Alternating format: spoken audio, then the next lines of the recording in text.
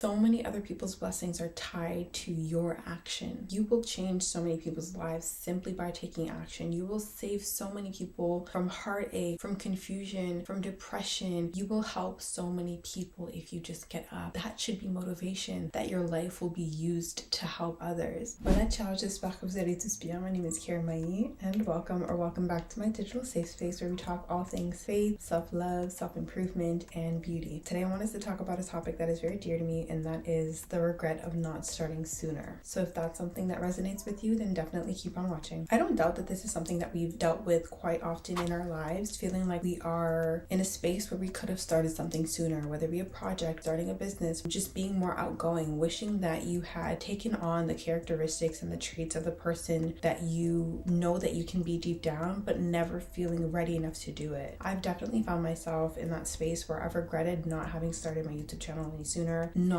being more bold sooner, comfortable with traveling alone and doing things alone. And the thing about life is that we have a very limited time here. And so when you're dwelling in this space of constant regret, you are telling yourself ultimately that it's too late for you. And the first point that I have is essentially reminding you that dwelling on what you could have done in the past is essentially procrastination, because it doesn't matter what you could have done. It doesn't matter how far you would have been had you started earlier. Point is, you are where you are right now, and you have the opportunity to change it. Regretting not starting something sooner discourages you from pursuing a thing, from doing the thing anyways. You're doing yourself a disservice by telling yourself, I could have done it earlier, I should have done it earlier. Well, yeah, shoulda, coulda, woulda, but you didn't. So do it now. Whatever it is that you want to do, just do it and put yourself in that mindset of, I could have done more, but here I am now doing it. Procrastination is a gross misuse of the time that you've been given. You might think that you would have been ready for that thing 10 years ago, had you started 5 years ago, but in reality, who knows? Maybe God was protecting you from yourself. It takes time to acquire the skill sets that are necessary to maintain the things that we pray for. You can sit there and tell yourself that you should have done X, Y, Z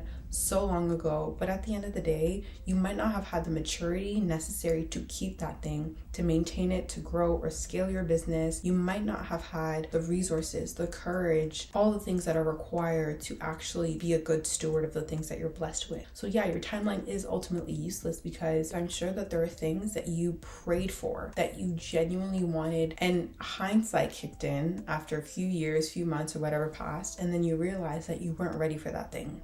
You realize that had you gotten what you prayed for, it would have destroyed you. So that alone should be an indicator that it's important for you to be ready. Your timeline is useless. God's timing is always right. What I also encourage you to realize is that you need to look around you. Realize that it is so defeating and it is so crippling to be confined to the limitations of deadlines. Although deadlines, yeah, sure, are important. When you look at other people who are achieving the things that they're achieving, whether it be at the age of 50 or 60 or whatever, you realize that just because you don't reach a level of success in your 20s doesn't mean that you've failed, doesn't mean that your life is over. Get over yourself. You have an entire life to live. If you were to gain everything that you've ever wanted in your life so early on, what else would there be to look forward to? We often forget that not only is life not linear, but if it were linear, things would be incredibly boring. It's in the ups and downs that we learn to become who we're meant to become. It's through these challenges that we're able to just grow stronger and become more resilient. I wouldn't want to get all the things that I want right now, because if I were to get them, then what would I have to work for? What would I have to work towards? Nothing.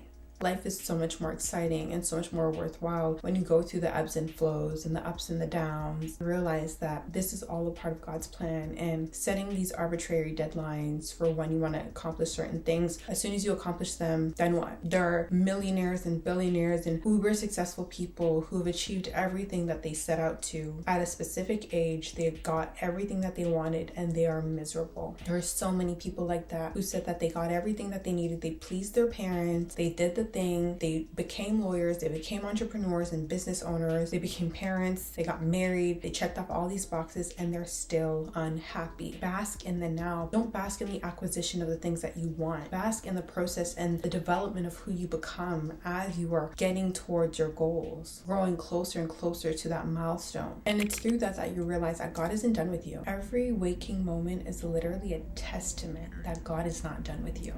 So to sit there and regret not having started sooner, wanting to go back and play catch up with your 15-year-old self, your 20-year-old self, your 40-year-old self, your 50-year-old self is useless. God is not even done with you, and here you are regretting what could have been, what should have been, things that happened in the past. You have now, which is all that matters. What previously happened and what is to come can't even hold a candle to the amount of power that you have now to do whatever it is that you feel called to do. Every waking moment is a chance to fulfill your life's purpose. So that alone should show you that God has so much grace, and he's showing you favor by doing these things and allowing you to breathe and to still accomplish the things that you want to accomplish and that you feel a burning desire to do. God has given you so much grace and the gift of time to do the thing that you are called to do. The gift of time is a gift that gives you the ability to redeem yourself. So there's no point in regretting what you could have done, regretting not having started sooner. Live with the fact that you didn't and praise God that you still have the chance to do it. The best time to plant a tree was 20 years ago, and the second best time is now. Now, this is a saying that's very, very common, and I've heard it time and time again. But essentially, that saying is a reminder that, yes, it would have been great had you started earlier, but you didn't. So the next best time to do something is now, while you have the opportunity to do it, while you have the resources to do it, while you have your youth, the strength, your physical abilities, your mental abilities, while you are maybe not burdened by the responsibility and the demands of everyday life, whether it be at work, whether it be your kids, whether it be your marriage, whether it be other commitments, you have now. And all you need is faith of a mustard seed. All you need is a little bit of effort and consistency put towards whatever thing that you want to do. Nobody's asking you to cut off your arm. Nobody's asking you to do the most. Nobody's asking you to do that. Don't disrespect God by wasting away the grace that he's given you to still do the thing that you want to do. And it really is a trick of the enemy to constantly remind you that you're not good enough. That if you didn't do it then, it's impossible now. That's a lie. That's a lie. So I want you to wake up and remind yourself that now is the second best time to do what you want to do. But in reality, it could be the best time. Now is the time. You have so much more wisdom. You have so much more resources. You have so much more patience and understanding, and you have more than what you would have had you started that thing earlier. So now is the perfect time to start. What are you waiting on? Bestie, the smartest person in the world 100 years ago has less access to information than a 5-year-old has today. The information that was gatekept from marginalized communities for centuries is now all available online. Information that used to only be accessible within educational institutions is online for free. You don't have to have all the answers right now, but you owe it to yourself to utilize the privilege of being born at the time that you were born, where you have access to this sort of information, to create the life that you want instead of settling for a life that you feel trapped in. Time is going to pass anyway, so you can either sit there and still dwell on the fact that you didn't start something earlier, or you can utilize the time that you have now to build something so great that your future self will thank you for it. Thank you for showing up. Thank you for being consistent. Thank you for being devoted. But you can only do these things if you stop delaying. You can only do these things if you sit with yourself and you stop wasting your time. Because like I said, dwelling in the past is a waste of your time. You're using your present to think about your past. Think about it. You're using your present to dwell on things that you cannot control. I hope it's sinking in. Use it to help you make better decisions, to be wiser, to be tactful, or whatever. Like, just use the past as somewhat of a guidebook. Somewhat, okay? But stop using all of what you have now, waste it away on things that are not changing, because you can't go back. You don't have a time machine. You don't have the power to fix whatever it is that you want to fix. It's done. You can only fix what you do now, and that will positively affect the outcome in the future. Stop delaying, because that door will not always be open for you. That window of opportunity will not always be readily available. There will come a time where it will be the end. There will be a time where you'll be in the now, and you will realize that that door has slammed shut. The train has left the station, and there's nothing you can do. If you regret not having started sooner now, imagine the feeling of regret when you realize that you no longer have that opportunity. Because right now you have the opportunity to change whatever it is that you want to do. You can change the outcome by taking action today. Like, that is such a beautiful thing. The regret of not having done that thing at all will weigh far more than the regret of not having started sooner. It's not too late for myself. It's not too late for you. Don't live with the ultimate regret, because that one I wouldn't be able to help you with. I can help you with the regret of not having started sooner.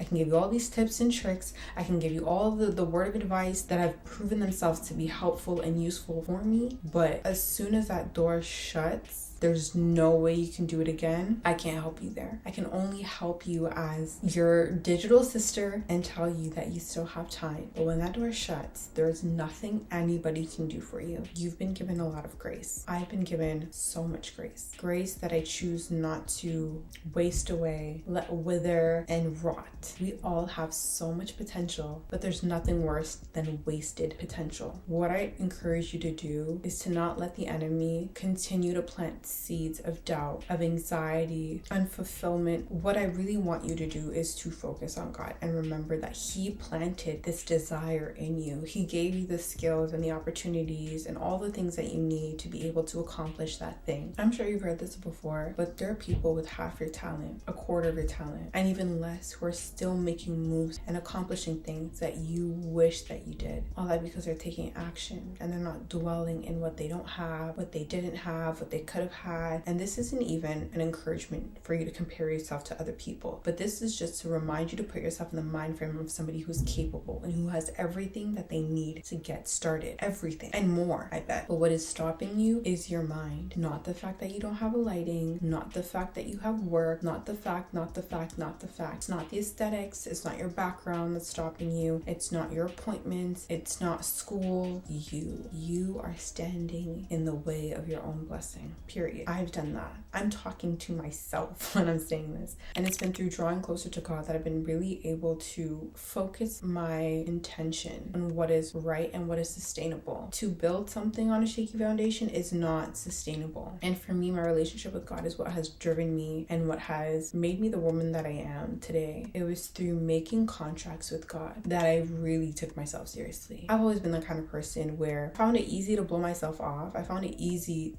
to procrastinate on my own goals. When other people expect things of me, I get it done and I do it well. But for me, for whatever reason, it could be due to the fact that it's just easy to blow off your own plans. It's easy to say, I'm going to wake up at 5 o'clock in the morning, go to the gym, I'm going to read, I'm going to meditate, I'm going to do whatever, but not do any of that. Whereas when it comes to clocking in for work, guess what? We wake up at 6 o'clock in the morning, we get ready, we eat, we trek all the way down to the office, spend an entire work day doing whatever it is that our employer asks us to do. We get into these mundane calls, these meetings that serve, let me not even start. You come home after a long day of work and you get packed like a can of sardines, head home, you might, scroll on your phone for a few hours, all of that because you don't want to use your brain because you're so exhausted, and you do this day in and day out, and you're committed. You're committed to this job because they pay you. They're paying you to forget about your dreams. They're paying you in exchange for your time, your youth, your physical abilities, your intelligence, your ideas. Only through a contract with God will we be able to withstand the hardships, the doubt, the spiritual warfare, and the battles and the obstacles that will come about that are inevitable. When it comes to anything that you want to do, anything that you've been called to do, you will experience hardship. And again, if you don't have a solid foundation, if you've built whatever it is that you're working on shaky foundation and just your simple desire to do it, it's not going to stand. It's not sustainable.